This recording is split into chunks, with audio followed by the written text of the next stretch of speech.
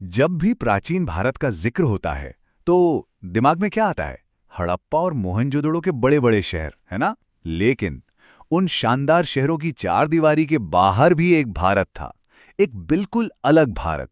ये था गांवों का भारत, और ये अपनी कहानी लिख रहा था पत्थरों और पहली बार इस्तेमाल हो रहे तांबे के औजारों से।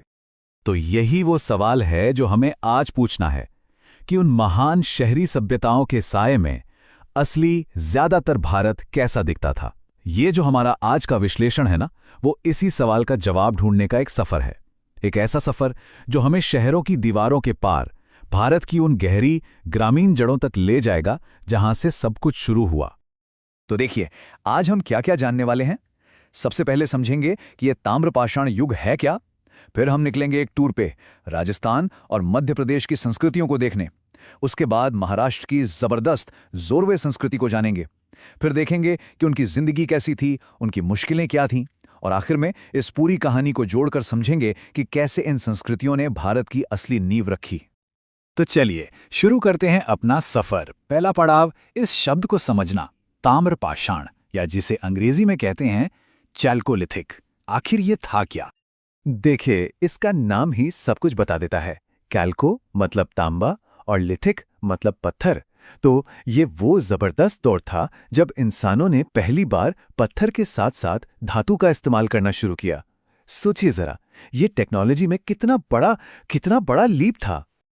अब ये जो फर्क है ना, ये समझना सबसे जरूरी है। एक तरफ हड़प्पा के वेल प्लान्ड शहर और दूसरी तरफ ये गांव। ये दो अलग अलग दुनियाएं थीं जो एक ही समय में एक ही जमीन पर मौजूद थीं।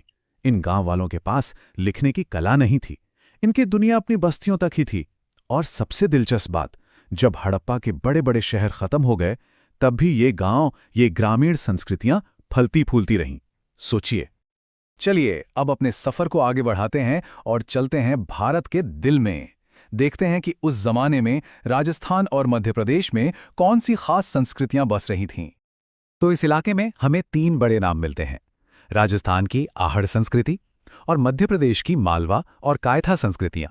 हर एक की अपनी पहचान है, अपनी एक अलग कहानी है। तो आइए एक एक करके इनकी दुनिया में चलते हैं। सबसे पहले आहड़ संस्कृति।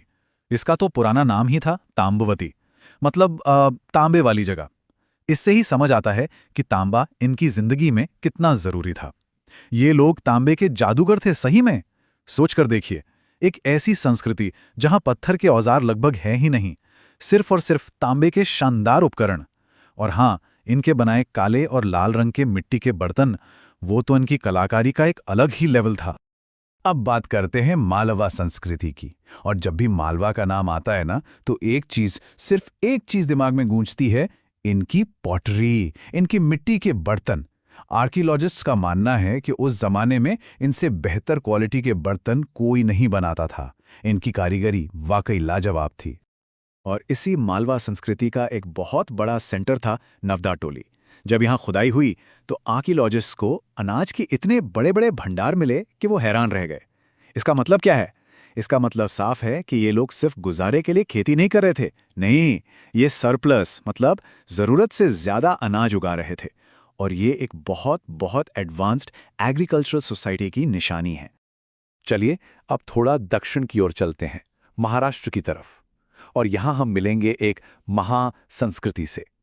जी हां, ये अपने दौर की सबसे बड़ी, सबसे फैली हुई ग्रामीण संस्कृति थी।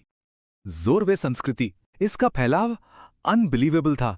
ये कोई एक दो गांवों का समूह नहीं था, नहीं, ये एक महासंस्कृति थी। कह सकते हैं एक तरह का ग्रामीण साम्राज्य जिसने आज के लगभग पूरे महाराष्ट्र पर अपनी छाप छोड़ी थी। अंदाजा लगाना है कि ये कितने बड़े थे, तो बस ये नंबर देखिए। 200 से भी ज्यादा साइट्स, 200 से ज्यादा बस्तियां अब तक मिल चुकी हैं, छोटे छोटे गांव से लेकर बड़े बड़े सेंटर्स तक। ये एक जबरदस्त नेटवर्क था और ये उनकी कामयाबी का सबसे बड़ा सबूत है। और इन सारी बस्तियों का सरताज था दायमाबाद। यहां एक ऐसी चीज मिली जिसने सच में सबको चौंका दिया। एक ठोस कांसे का रथ जिसे एक इंसान चला रहा है। एक मिनट रुककर सोचिए, एक ग्रामीण संस्कृति और इतनी शानदार, इतनी कॉम्प्लेक्स मेटल आर्टिफैक्ट, ये तो वाकई हैरान करने वाली बात है। उनकी टेक्नोलॉजी कितनी आगे थी, ये इसका जीता जागता सबूत है। जोरवे संस्कृति का एक और जरूरी सेंटर है इनाम गांव। अब यहाँ क्या खास है? यहाँ पूरी बस्ती के चारों तरफ किलेबंदी और खाई मिली है, मतलब फोर्टिफिकेशन। और इससे हमें क्या पता चलता है? इससे इशारा मिलता है कि शायद समाज में कोई सरदार या मुखिया जैसा सिस्टम था। सोशल ऑर्गेनाइजेशन काफी कॉम्प्लेक्स रहा होगा। तो हमने इनकी कामयाबियों की बात तो कर ली, लेकिन अब जरा रुककर उनकी जिंदगी की सच्चाइयों को भी देखते हैं। उनकी मान्यताएं क्या थीं और रोजमर्रा में वो किन मुश्किलों का सामना करते थे। महाराष्ट्र में अंतिम संस्कार का तरीका बहुत अलग था, बहुत ही पर्सनल। वो अपने लोगों को कहीं और नहीं बल्कि अपने ही घर के फर्श के नीचे दफनाते थे। शरीर को उत्तर दक्षिण दिशा में रखकर शायद वो ये मानते होंगे कि उनके पूर्वज हमेशा उनके पास ही रहें। जीवन और मृत्यु का ये चक्र घर के आंगन में ही चलता रहता था। लेकिन इसी के साथ एक बहुत ही दुखद सच्चाई भी सामने आती है। कई जगहों पर छोटे छोटे बच्चों के शव मिट्टी के कलशों में दफनाए हुए मिले हैं। इसे कलश समाधान कहते हैं। और ये जो कलश है ना, ये एक तरह की खामोश चीख है। ये हमें बताते हैं कि उस जमाने में जिंदगी कितनी मुश्किल थी और इन्फेंट मोर्टेलिटी रेट यानी शिशु मृत्यु दर कितनी ज्यादा रही होगी। ये उनकी कामयाबियों के पीछे छिपे संघर्ष की एक बहुत ही दर्दनाक कहानी है। तो इतनी सारी उपलब्धियों के बाद भी कुछ सीमाएं थीं, कुछ रुकावटें थीं जिन्हें वो पार नहीं कर पाए। उनके पास लिखने की कला नहीं थी, वो लोहे को पिघलाना नहीं जानते थे और इसीलिए उनके औजार तांबे और कांसे तक ही सीमित रहे।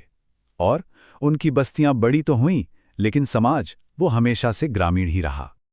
तो आखिर में सवाल ये उठता है कि इन सब बातों का मतलब क्या है? इन्हें समझना इतना जरूरी क्यों है? चलिए अब इस पूरी कहानी को समेटते हैं और देखते हैं कि इन ग्रामीण संस्कृतियों ने भारत के इतिहास पर अपनी क्या छाप छोड़ी। और हां, एक गलतफहमी दूर कर लीजिए। ये गांव दुनिया से कटे हुए नहीं थे, बिल्कुल नहीं, बल्कि राजस्थान की जो गणेश्वर जोधपुरा संस्कृति थी, वो तो हड़प्पा के शहरों की लाइफलाइन थी। जी हां, ये लोग खेतरी की मशहूर खानों से तांबा निकालते थे और उसे हड़प्पा के लोगों को सप्लाई करते थे। ये एक बहुत बड़ा ट्रेड कनेक्शन था जो गांव को शहर से जोड़ता था। तो कुल मिलाकर अगर हम इनकी लेगेसी देखें तो वो बहुत गहरी है। सबसे पहले इन्होंने ही भारत में मेटलर्जी यानी धातु विज्ञान की शुरुआत की। दूसरा, इन्होंने ही उन ग्रामीण बस्तियों की नींव डाली जो आज भी भारत की पहचान है। और तीसरा, इन्होंने भारत के अलग अलग इलाकों को अपनी एक रीजनल आइडेंटिटी, एक क्षेत्रीय पहचान दी। तो आखिर में हम वापस उसी बड़े सवाल पर आते हैं, क्या भारत की असली नींव उन बड़े बड़े शहरों के नक्शों में नहीं बल्कि इन गांवों की मिट्टी में रखी गई थी? क्या ये वही लोग थे जिन्होंने अपने संघर्षों से, अपनी खोजों से और अपनी मेहनत से उस भारत की पहली इबारत लिखी जिसे हम आज जानते हैं? शायद भारत की असली कहानी, उसकी आत्मा हमेशा से इन गांवों में ही बसती आई है।